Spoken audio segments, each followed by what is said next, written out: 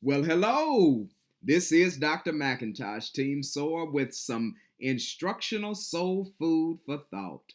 I wanted to specifically talk about today critical inquiry with essential question development. And so, knowing that when we're developing the essential questions for the week and we are formulating them and perhaps putting together the weekly learning goals and focal areas for instruction, there are some three elements that are critical, I feel, that I wanted to share with you, and they are context, content, and competence. So, the three C's, if you will, for essential question development. You see right here, I have the fourth grade math standard, and I just took my, because we have fourth grade at Cherokee, I took from the mathematics quadrant of instruction, identify points, lines, line segment, rays, angles, endpoints, and parallel and perpendicular lines in various contexts. And so knowing this, as we take a standard and as we are looking through our curricular areas of instruction for the week, it's important to engage within a a three cycle, if you will, for the three C's. Looking at when we talk about the content, we are looking specifically at, um, you know, the conditions under which the performance will occur. So, the context, what's going to be taught, how is it going to be assessed? When we talk along the lines of content, it's what will the student or what will our scholars know? Okay. Then when we talk about the competence, it goes, well, how well will the scholar know this content by the conclusion of the lesson, being walked through instruction and walk through different exercises to that also augment and reinforce the overarching focal area or the weekly learning essential question or objective. As you see in this three part, I have developed and utilized this specific standard and I've placed it into my mind in the three C's. And so if we go with content, we go the scholar, and here is an essential question or that could guide our week, and we could employ this on our lesson plans easily. The scholar will develop an understanding of the types of lines, including line segment, rays, and endpoints, to create a map of their school for visitors. So, right here, what we have done is we have said the content, what will the student know? Well, they will have developed an understanding for the types of lines, including line segment, rays, and endpoints. Okay.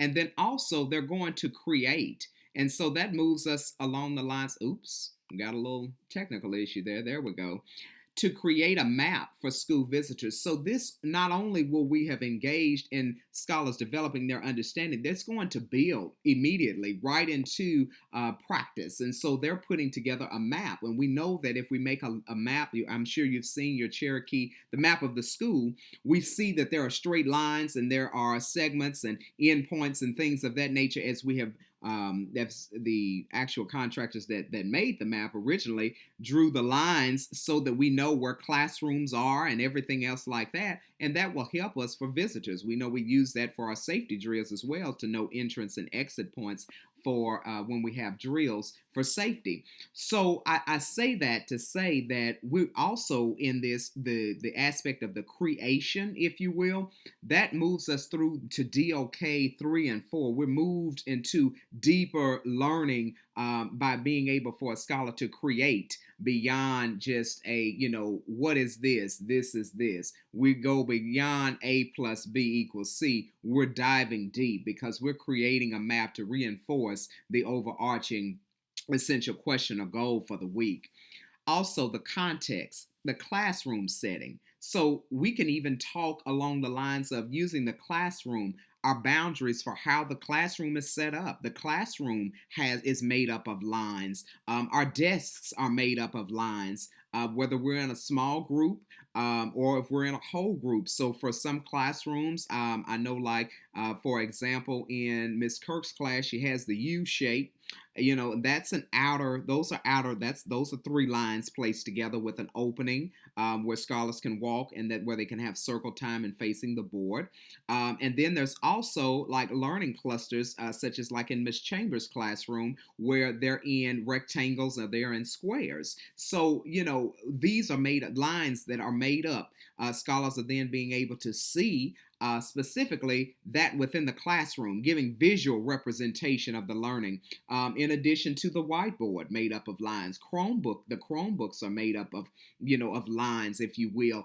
Just giving scholars that ongoing, engaging piece, keeping the mind in consistent thought, maximizing academic learning time beyond just the textbook or or the worksheet, perhaps utilizing those real life encounters that we will. That also works to really create a rich development process and protocol as we engage with this. And then our third point, the competence, through our analysis of scholars, we're able to then see, okay, how well will they know the content? I'm able to assess that through our accuracy on the scholars' assessments, scholar work samples, successful completion of a PBL. So, knowing at the end of that unit, did the scholars really gravitate and really seek to have proficiency with that overall learning objective or essential question that was asked in the development of the original project-based learning experience.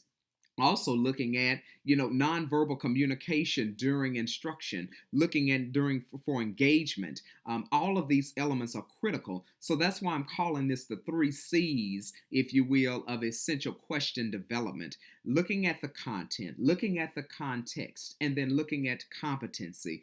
Working these three, as you see that it's on a Venn diagram, being able to see that yes, a lot of it overlaps. And then even if we go with the center focal point of right here in this area, can really gravitate to say that here it is. We have built my essential question for the week is built around 3 areas, the 3 C's of essential question development. I'm so happy to serve with each and every one of you each day. I definitely want to hear from you. Please let me know, additional needs that you have. This is a collective effort. This is not an I, this is not a you, but it is a big W-E, we. And so we are in this to win this. I believe in you. Have a great day. Welcome to the 2020 school year. We are off the chain and we are on our way to excellence in every way, every single day. Happy New Year to you. Let's serve forward. Take care.